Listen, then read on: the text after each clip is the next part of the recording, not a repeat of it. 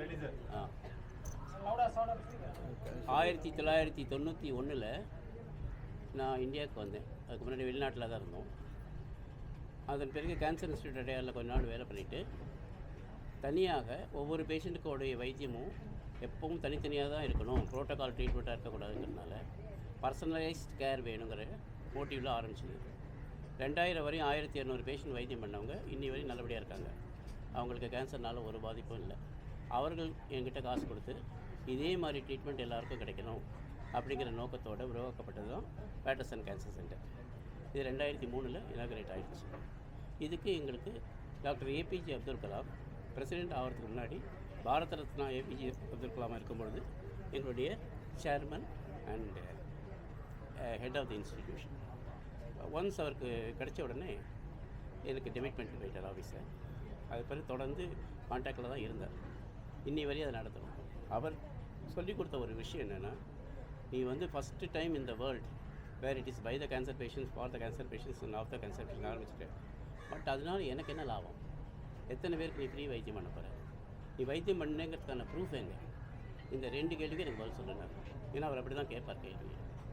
அதனால் cancer patients rose டேவை ஒரு டார்கெட்டாக வச்சு இதில் ஏற்கனவே வைத்தியம் பண்ணி குணமானவர்கள் வைத்தியத்துக்கு வரவர்களுக்கு என்ன மாதிரி ஹெல்ப் பண்ண முடியும் அப்படிங்கிறத சொல்லித்தரத்துக்கான நாளாக வச்சுட்டோம்.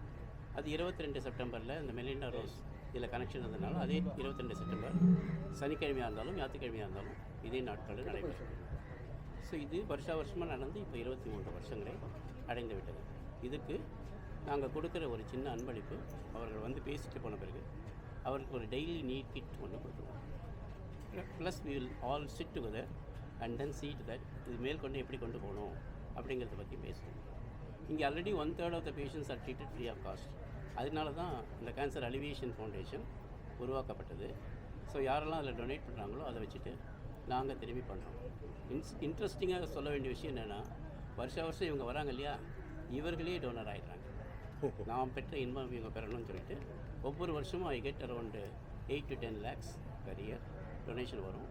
அது நாங்கள் திரும்பி கேன்சர் பேஷண்ட்ஸ் ஏழைகளுக்கு வைத்தியத்துக்கு யூஸ் பண்ணிட்டோம்.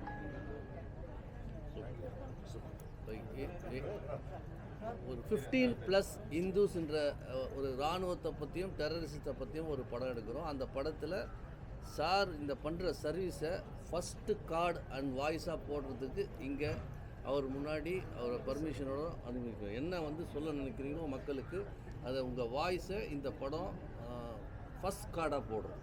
நன்றி. பேட்டர்சன் கேன்சர் சென்டர் சார்பாக இந்த ரோஸ் டே கொண்டாடப்பட்டிருக்கு. ஒரு நல்ல முயற்சி, தொடர்ச்சியாக அவங்க செஞ்சிட்டு வர்றாங்க. அதே மாதிரி ஒரு விழிப்புணர்ச்சி, ஒரு தன்னம்பிக்கையை ஊட்டி இந்த புற்றுநோயை அகற்றுவதற்காக தொடர் தீவிர சிகிச்சை செய்து ஏராளமானவர்களை இன்றைக்கு குணப்படுத்தி இருக்கிறார்கள். அதற்கு பல பேர் சாட்சியாக வாக்குமூலம் கொடுத்து கொண்டிருக்கிறார்கள். 15,000க்கும் மேற்பட்டவர்கள் குணமாகி இருக்கிறார்கள். அதாவது இது தீர்க்கவே முடியாத ஒரு வியாதி என்கிற ஒரு மனப்பான்மை தான் சமூகத்திலே நிலவி வருகிறது. இப்போ இவரது சொல்கிறத பார்த்தா இறப்பே கிடையாது, புற்றுநோய் வந்தவர்களுக்கு இறப்பு இல்லை, மரணம் இல்லை என்கிற ஒரு நல்ல தகவலை பல சாட்சியத்தின் மூலமாகவும் தங்கள் வைத்தியத்தின் மூலமாகவும் இந்த அமைப்பு இன்றைக்கு செயல்பட்டு வந்து கொண்டிருக்கிறது. ஐநா அமைப்பு உலகத்தில் எல்லா நாட்களையும் ஒவ்வொரு நாளாக அறிவிச்சிருக்குது. அதில் முக்கியமான நாள் தான் இந்த ரோஸ் டே.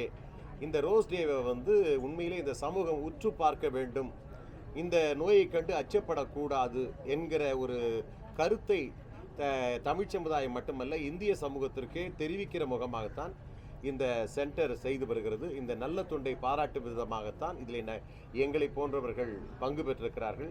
நாங்கள் தொலைக்காட்சியை சேர்ந்தவர்கள், தொலைக்காட்சி மட்டுமல்ல அரசியல்வாதிகள், திரைப்பட துறையை சேர்ந்தவர்கள், இந்த 3மே எனக்கு உண்டு.